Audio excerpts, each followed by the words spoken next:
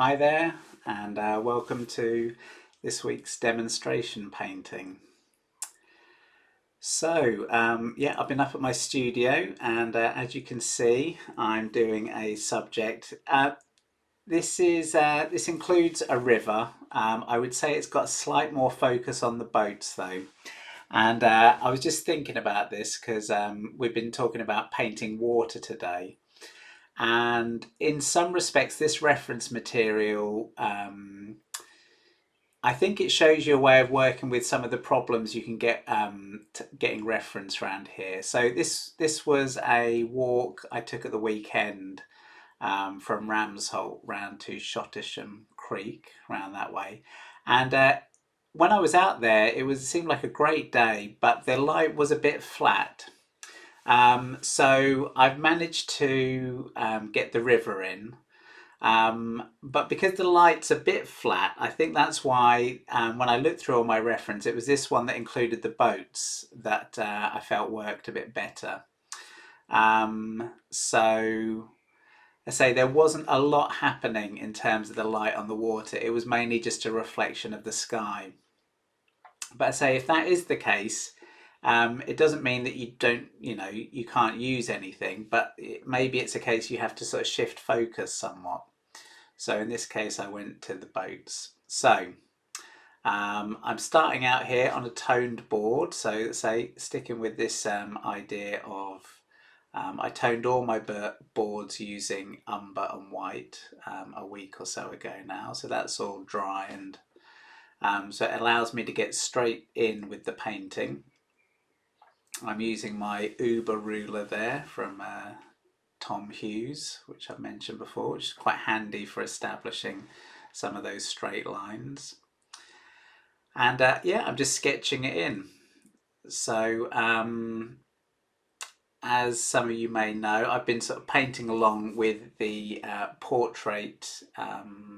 Sky Portrait Artist of the Week competition. And I really, I noticed that the drawing the portraits is helping me with my drawing generally. So I felt quite good getting into this. Now, the only thing I would say as a slight disclaimer is because we're looking at the board from a slightly skewed angle here, it makes those boats look ever so slightly compressed. So you'll have to wait till the end to see the overall effect. But yeah, so just again using a sort of fairly swift drawing technique and really doing it by eye.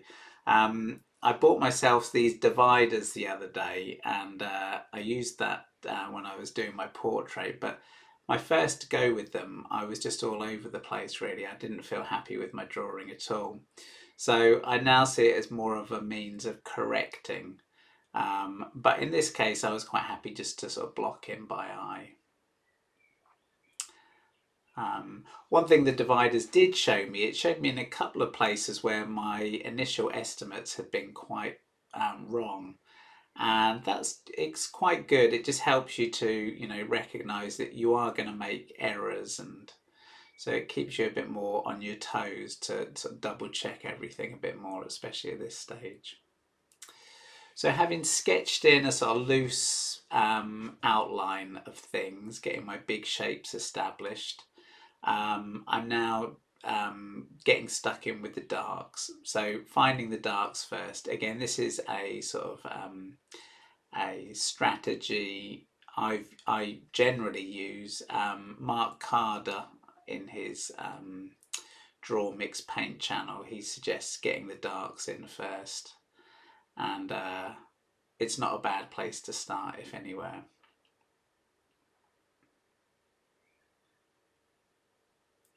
So you can just see some of my colour mixing going on there. So I thought that was quite nice. You can see that a bit. It's difficult to get the camera set up in a way that takes everything in. But you can see the colours that I'm using is this very simplified palette: burnt umber, French ultramarine.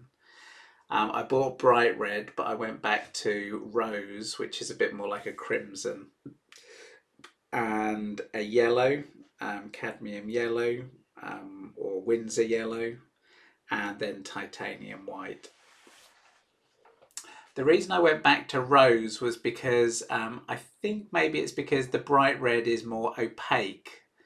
The rose is transparent, and therefore it just seems to mix a bit better. When I was using the bright red in the portrait, I found it, well, you can't get a very good purple with a warm red, whereas you can get not a, a better orange with rose. It reacts with the yellow better than, as I say, the warm red and the blue. So it seems a bit more versatile in that respect if you're going to use a sort of limited palette. And compositionally, I think this was a little bit like radiating lines. Oh, now you can see, I apologise there. What happened is my camera, sort of the batteries, no, the memory card had filled up. So you missed, you can pretty much see what I've done. As I say, for those of you that have watched my demos before, you'll know what I'm doing, which is initially I'm just trying to lay in the areas, get the colours, 80-90% right. But initially I'm quite keen just to kill off the board and just get those, get those colours in approximately right. So we're working from the general to the specific. So if I can get it generally right, then I can sort of draw it out and sort of add colours as we go. It's a shame that though, but that's just that's the nature of these things.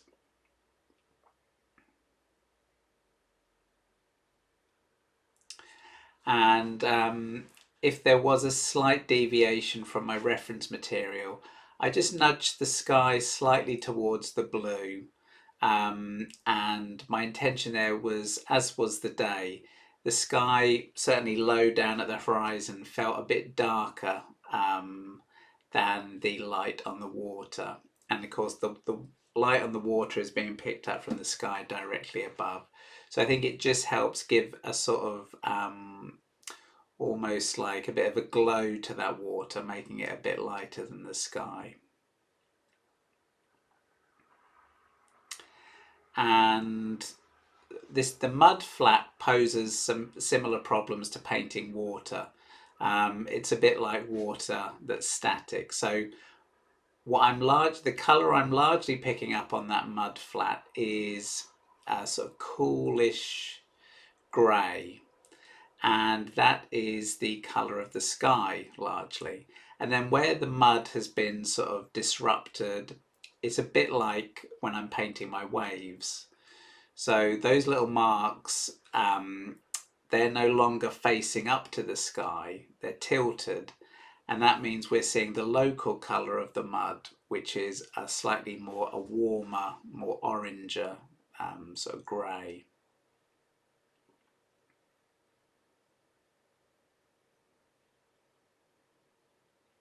And I mentioned this to my students when I went out and I went for this walk on Sunday, which was absolutely like so nice down there. I mean, we saw so much nature. It was amazing. And just towards the end of the day, on the last stretch of the walk, the light really did start to come out from behind the clouds, and there were some amazing effects. Unfortunately, what had happened is my camera had died by that point, which is so I got loads of photographs of this more overcast sort of flat light. But when the light really came out, I was unfortunately run out of juice. So there's a lesson there. Think about the golden hour. Think about generally as the day wears on and you get more closer towards sunset, you're more likely to see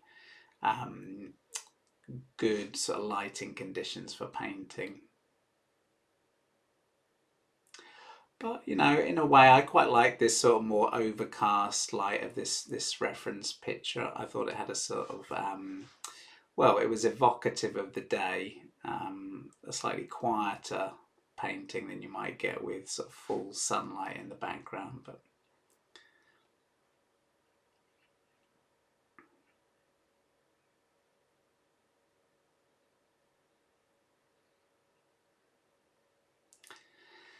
And with the stretch of river behind, I've sort of I softened the edges of that. So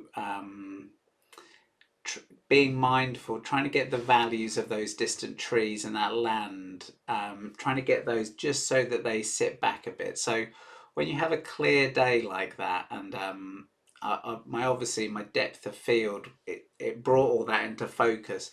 So as a painter, you have to think, well, how can I get those trees to sit back? Um, so the fact is they desaturate, they become slightly bluer, a bit grayer, and also perhaps a bit softer around the edges, and that helps that background to go back. And then there was a sort of hard dark line representing this shore, but I left that out, trying to almost create a feeling of the water sort of glowing there.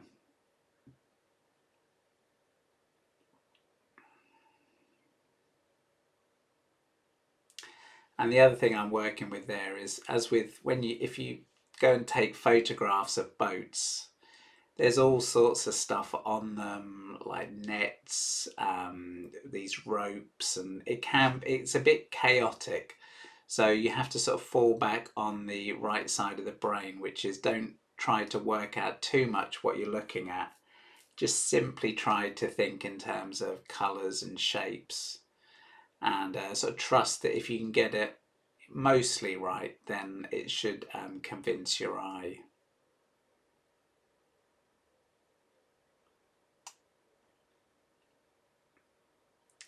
So it's knowing, how much can you leave out and get the effect, but at the same time, it's nice to have some of these little, like some of the netting and the little floats that were sort of around that can add interest, I think.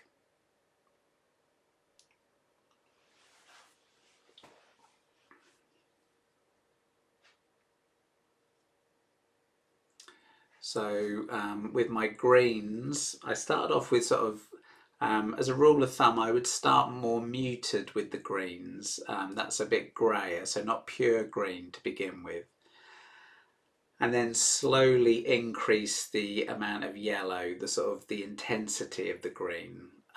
That can help you sort of avoid the trap of going a bit too green too early. We sort of misread green sometimes.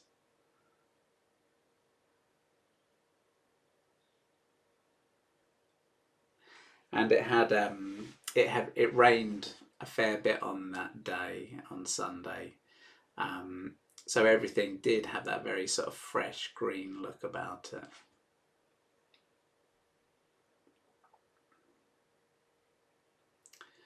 So there, I'm lightening those trees in the background. Again, just trying to make them recede a bit more.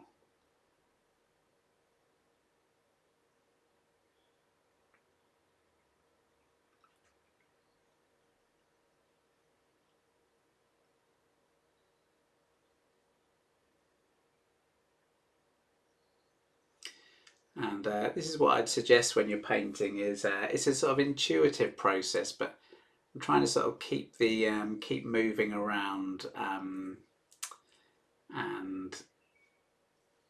yeah, keep the eye moving, just keep the whole thing ticking along. It would be very tempting to get bogged down in some of these areas, but trying to avoid that and just sort of going back and forth.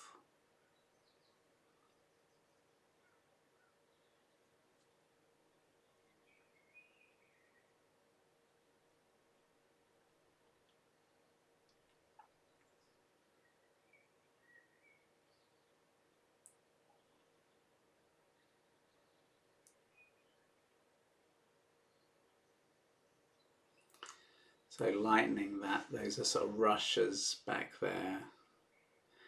And I particularly like that there's a sort of nice effect of the rushes meeting the water. And so the tonal difference between the rushes is very subtle between the rushes and the water, but that actually creates quite a nice effect. It sort of almost gives a feeling of that area glowing back there.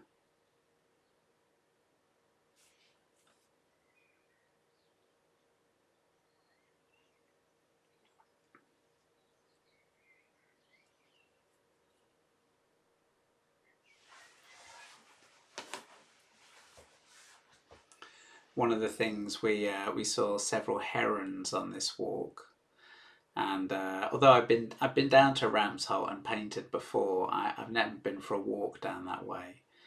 And we also came across, I think they're called a heronry. So it was like a big nest in the forest, and we heard these very strange sort of sounds coming out of it. And looked up and saw a massive sort of shadowy wings above us, and eventually worked out it was a heron's nest. So that was quite something to see. So there you can see a little bit of that intense green. So it's like the idea, a thimble full of red, I don't know who said this, a thimble full of red is sort of stronger or brighter than a bucket full.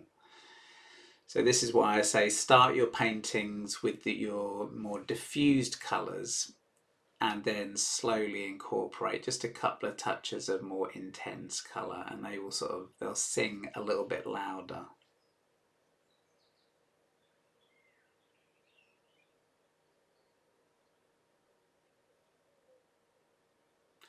That's a bit of corrugated metal.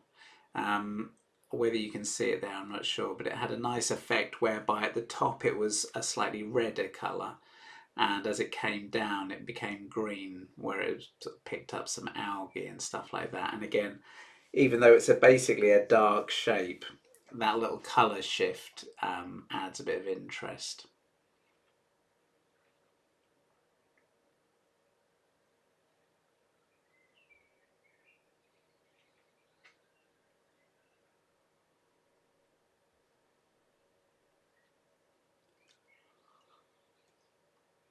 Yeah, so this morning before I went out, I was looking through all my some of my photographs, and I realised I wasn't. Most of my pictures of rivers have been painted actually out on location, so I wasn't very taken with much of my reference material. So I think it's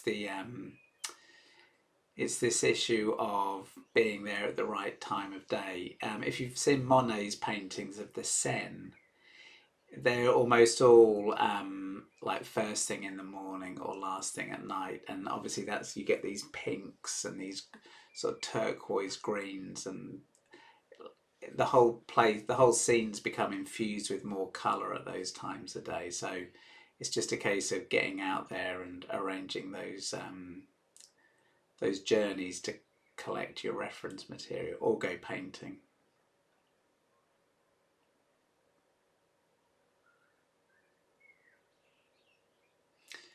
Using the Tom Hughes ruler there, so really helpful. So initially I put the that mast in, but I in the end I sort of painted over my initial mark and I moved it ever so slightly just to create a bit more space.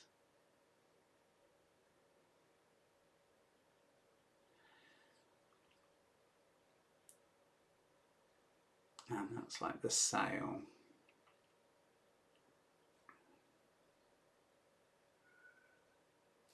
When you're trying to draw or paint straight lines, my advice there is to you're training yourself to use your whole arm and not your hand, and it's almost like you need to sort of sweep. It's almost like using your whole body to sort of turn and sweep in a sort of smooth motion. That way you're more likely to get a smooth straight line than by using your hand and trying to really control it.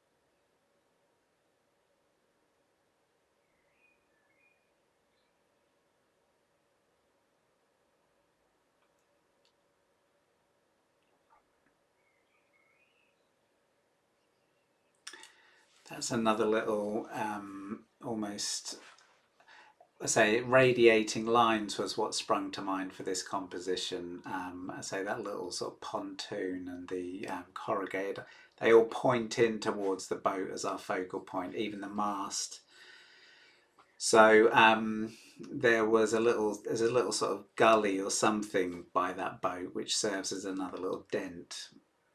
And again, just a case of looking for those values to get that established.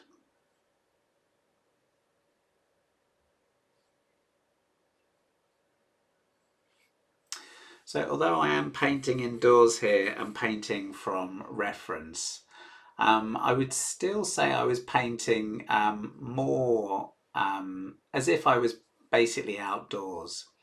Um, so there were a few aspects of the final painting where I thought the drawing might have been, a little bit better, but because I'm sort of filming a demo, I'm working briskly, and that is a sort of it's a good and a bad thing. So on the one hand, you're not thinking too much. You're just really immersed in the process of painting. Um, where it will suffer is with the drawing, and really it's the I think with these sorts of paintings anyway, it's a combination of the drawing and good sort of mark making that will make for a good painting.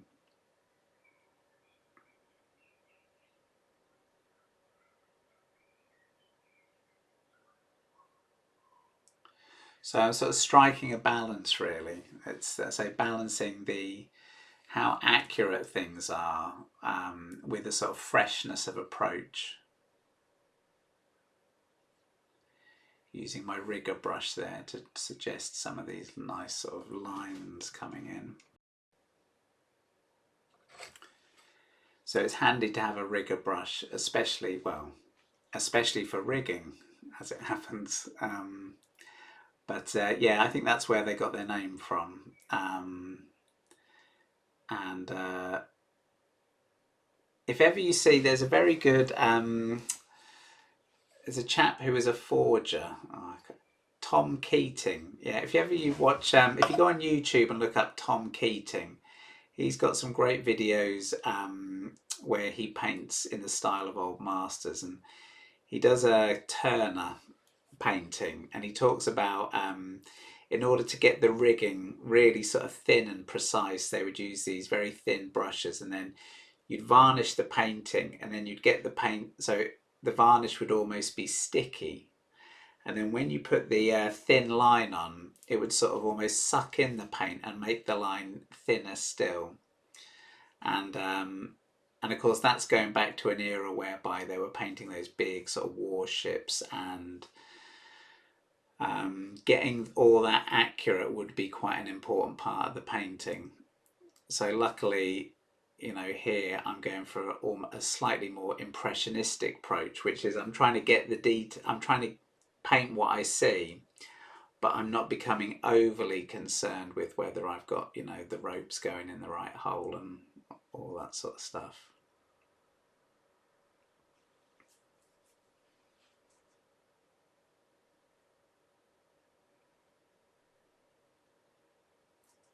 There we are. So the writing on the boat was too small to be sort of rendered properly. So I'm just trying to squint my eyes and try and make the marks um, approximately the same sort of shapes as the text.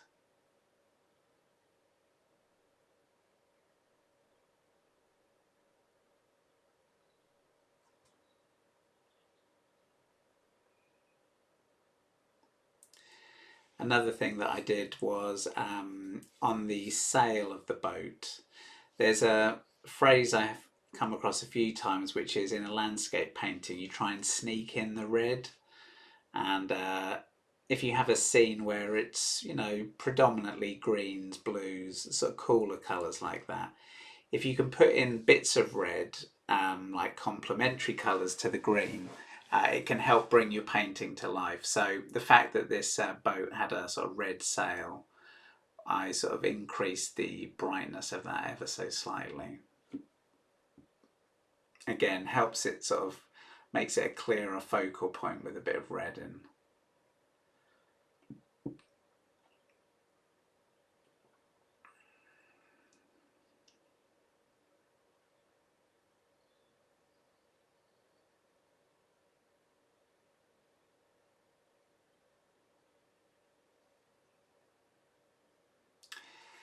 The painting itself took me, I think, the best part of 3 hours. So I think I'm spending a bit longer on them at the moment, which isn't a bad thing. I mean, I've really got. I was really enjoying painting this today.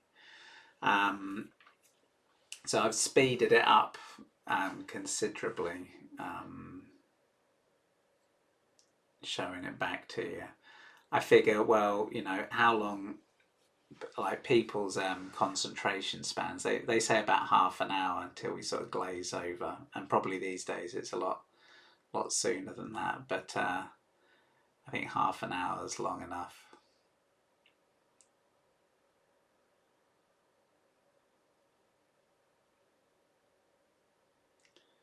So little details here. So again, it's just worth pointing out that the bulk of the painting is established in the first 20 minutes or so. And I'm always saying this in my classes, which is, you want to get everything in. Certainly in an hour or so, you should have covered your canvas. And I mean, you could spend a bit longer on your drawing, but that initial block in, certainly with oil painting, should be quite swift, because afterwards you then put the little details on, suggestions of texture and slight sort of color variations and all that, but all of those, they sit on top of a sort of simpler structure to your painting. So sometimes it's knowing when you can be quick and when to be slow, but that initial blocking should be quite swift. But this is a really enjoyable, this area, this is the bit where people want to get into, which is tweaking the details. But they are like the icing on the cake, and so should be left like there. I'm just softening that distance so that it really sort of sits back from our boats, which are a bit more hard lined and a bit more in focus. And again, I was trying to create the feeling of the boats being really nicely almost contained within this area. They're sort of, yeah, just sort of almost sunken within that grass.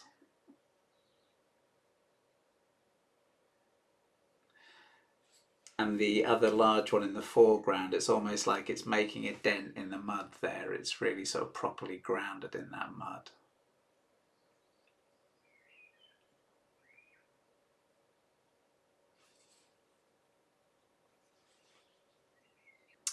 So I think I spent another 20 minutes or so on the painting after this.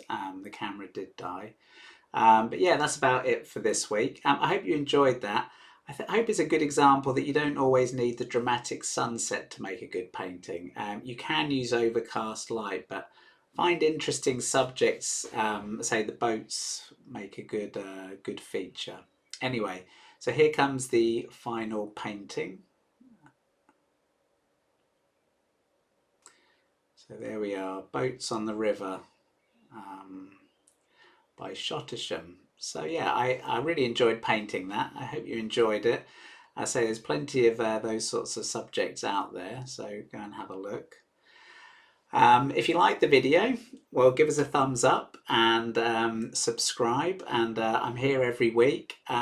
This Friday, I'll be doing a feedback session for my students who are busy out there painting water, hopefully.